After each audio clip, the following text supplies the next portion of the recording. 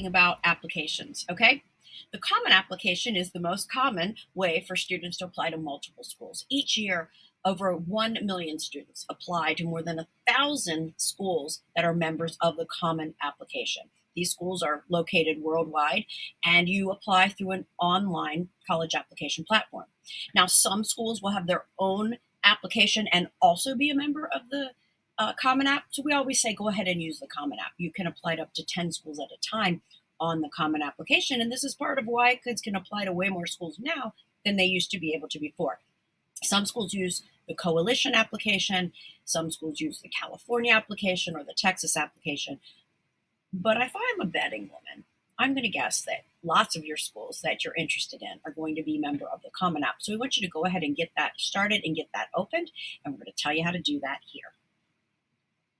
So your future starts here.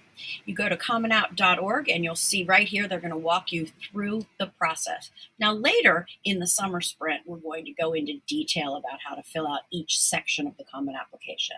But for right now, we just want to tell you what it is, how you get into it and sign up for it. And you want to make sure that you're putting in the year that you will graduate, because things change every year and you can start your Common App whenever you want, but you're not officially a senior until August 1st of the year that you're graduating from high school.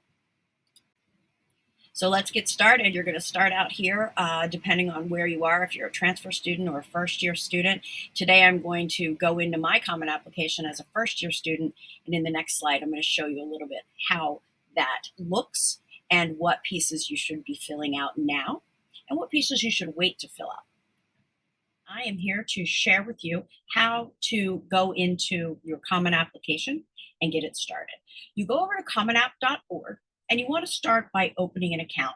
Open an account for first-year students. They'll ask you for some basic information. You put in your information. I already have mine here, and you click sign in.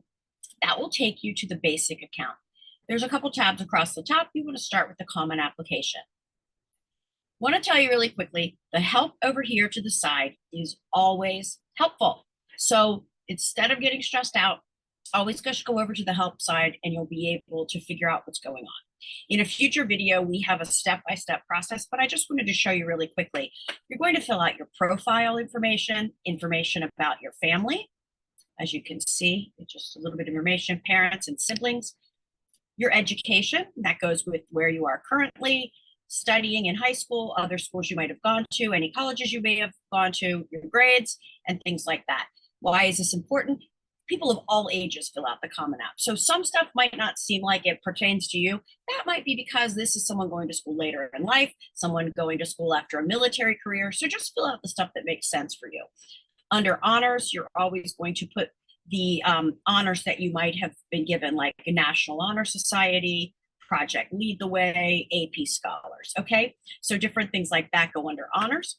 Of course, testing is self-explanatory, and you should talk to your counselor about whether or not you're going to show your test scores. We'll talk about that and put it in here. And then there's activities. We've talked about this often, about how important activities are. And you go in, you select your type of activity from a drop-down, you fill it out. You have 50 characters to talk about your position and 100 characters to talk about the organization and 150 characters to talk about what you did, okay?